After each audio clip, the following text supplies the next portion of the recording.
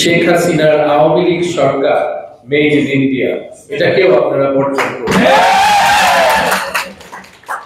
বাংলাদেশের ইতিহাসে আমরা খুব কম সময়ের জন্য স্বাধীনতার স্বাদ আমরা পেয়েছি। আসল স্বাধীনতার কথা বলছি, মৌখিক স্বাধীনতা।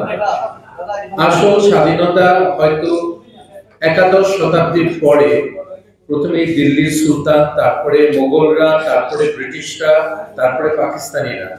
আসল স্বাধীনতার স্বাদ আমরা পেয়েছি শুধু একটা খুব কম সময়ের জন্য।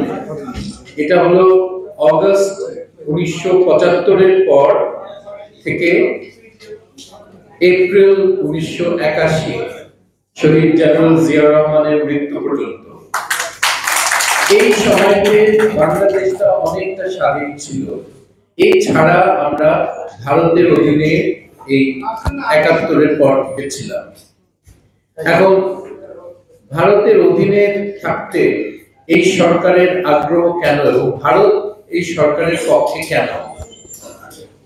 আমরা তো শুনেছি পররাষ্ট্রমন্ত্রী একজন বলেছেন যে তাদের মোদী সরকারের সাথে শেখ হাসিনা ওয়াজেদের সরকারের সম্পর্ক হলো সাত পাকে বাঁধা, যেটা বলে।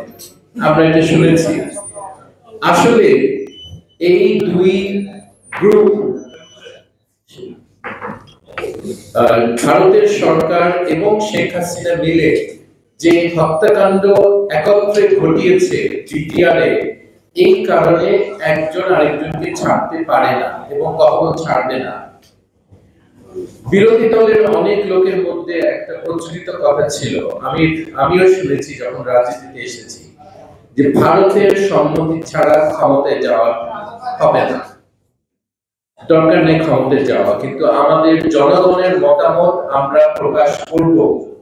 এটার প্রতিফলন যখন আপনারা একটা সুষ্ঠু নির্বাচনে দেখেন, তখন একটা সুষ্ঠু নির্বাচনের মাধ্যমে একটা স্বাধীন দেশের স্বাধীন একটা সরকার আপনারা দেখবেন।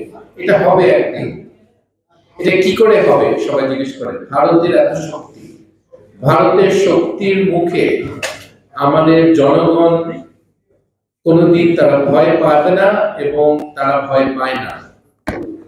আপনারা দেখবেন যে 90% মানুষ এই সরকারের বিরুদ্ধে, ভারত সরকারের বিরুদ্ধে। 90% মানুষ। সেখানে তারা টিকে থাকবে কি করে? শ্রীলঙ্কায় যেমন তারা ভারত বিদ্বেষী, নেপালে যেমন ভারত বিদ্বেষী, মালদ্বীপে পাকিস্তানে যেমন ভারত বিদ্বেষী, বাংলাদেশেও তেমন ভারত বিদ্বেষী সাধারণ মানুষ। পানি বন্টনের ব্যাপারে, নদীর পানি, তারপরে সীমানা হত্যার ব্যাপারে, ট্রানজিট বিনা খরচে ট্রানজিট দেওয়ার ব্যাপারে এবং বিডিআর হত্যাকাণ্ড ঘটার ব্যাপারে মানুষের প্রচুর রাগ এখনো আছে। আমাদের দেশে যে চাকরি করে বিনা অনুমতিতে লক্ষ লক্ষ ভারতীয়, তারা যে টাকা পাঠায় সেটা রেমিটেন্সে কম পক্ষে $10 বিলিয়ন এক্সট্রা পাঠায়। আমাদের লোকরা ভারতে কয়েকজন কাজ করছে, তাদের তুলনার চেয়ে অনেক বেশি পাঠায় বাংলাদেশ থেকে। আমি বলছি না যে এদের চাকরি বন্ধ করা উচিত, কিন্তু একটা অনুমতি দেওয়ার একটা সিস্টেম তৈরি করা দরকার। এবং এটা আপনারা দেখবেন যে অন্য দেশে ভিসা ফি ধারা তারা এটার একটা কন্ট্রোল রাখতে পারে। আমাদের দেশে এইগুলির কোনো ধারে করে না। এই সরকার তো তাদেরই সরকার, তারা তো এটা আশা করে না যে শেখ হাসিনা ওয়াজেদের সরকার ভারতের বিরুদ্ধে কোনো অবস্থান নেবে। এটা তারা কেউ আশা করে না, আমরাও করি না। এখন ভবিষ্যতে অনেক কথা আমি শুনেছি নির্বাচনের সময় যে আমেরিকা খুব কঠিন পদক্ষেপ নিবে এবং আমাদের দেশটা গণতন্ত্রের দিকে আবার চলে যাবে। আমি আপনাদেরকে বলবো যে এটার সম্ভাবনা খুব বেশি না। আপনার দেশকে স্বাধীন আপনাকে করতে হবে। আমেরিকার অত গরজ নাই যে আপনার দেশে একটা উদার গণতন্ত্র তারা স্থাপন করবে, তারা এটা করবে না। তাদের স্বার্থে যদি একটা পরিবর্তন আসে দেশে, এটা আমেরিকার স্বার্থে তারা করবে, করতেও পারে। এটা সম্ভাবনা আমি জিরো বলছি না, কিন্তু এটা আমেরিকার স্বার্থে হবে, আমাদের দেশের মানুষের স্বার্থে তারা করবে না। এই কঠিন সত্যটা আজকে আপনাদেরকে বলা দরকার। আপনারা ভাবেন যে আমার আমেরিকায় অনেক বন্ধু বান্ধব আছে, আমেরিকার মতামত আমি জানি, আমার কোনো বিশ্বাস নাই আমেরিকার উপরে। তারা এখনো তারা প্যালেস্টিনিয়ানদের উপরে যে অত্যাচার করেছে ইসরায়েলিরা, তার সহযোগী হিসাবে তারা এখনো চিহ্নিত। যুক্তরাষ্ট্র দুইটাই প্রধানমন্ত্রী এবং তাদের সরকার প্রধানকে আমি মনে করি যদি একটা সুষ্ঠু বিচার হতো ইন্টারন্যাশনাল ক্রিমিনাল কোর্টে, তারা যুদ্ধ অপরাধীদের তালিকায় তারা পড়তো। এখন আমরা এদের থেকে কি আশা করেন? আপনারা বেশি কিছু আশা করবেন না। আমাদের এই আন্দোলনটা আমি মনে করি আমাদের গত 16-17 বছরে বিরোধী দলের সবচেয়ে গুরুত্বপূর্ণ আন্দোলন হলো ভারত পণ্য বর্জনের আন্দোলন, এবং এটা আরো দিনে দিনে শক্তিশালী করার খুব প্রয়োজন।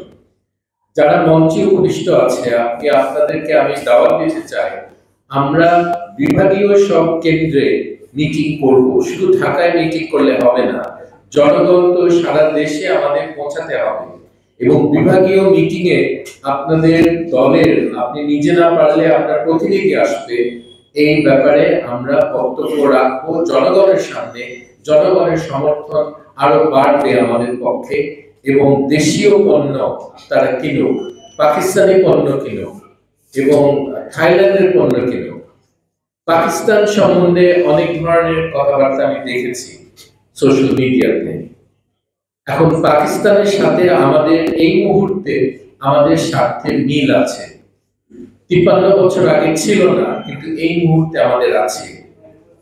একটা কথা আছে মাও সেতুং এর, the enemy of my enemy is my friend। তো আমার শত্রুর শত্রু হলো আমার বন্ধু। সেই দিক থেকে আমরা মনে করি যদি কখনো একটা যুদ্ধ লাগে, ভারতকে 3 ফ্রন্টে যুদ্ধ করতে হবে। একটা পাকিস্তানের সাথে, আর একটা চীনের সাথে, আর একটা বাংলাদেশে। আমাদের সেনাবাহিনীকে সেইভাবে প্রস্তুতি নিতে হবে, দরকার হলে তারা যুদ্ধ করবে ভারতের বিরুদ্ধে। ভারত ছাড়া আর কোন দেশের সাথে যুদ্ধ হওয়ার কোনো সম্ভাবনা নেই। বার্মার সাথে বার্মার সরকার এমনিতে নড়বড়, তারা চলে যাবে। বার্মার সাথে ওইরকম শত্রুতার সম্পর্ক রাখার দরকার নেই। কিন্তু ভারতের কখনো ঠিক হবে না। আগেও খারাপ ছিল, এখনো খারাপ, ভবিষ্যতেও খারাপ থাকবে। কারণ আমাদের স্বার্থের মিল নাই।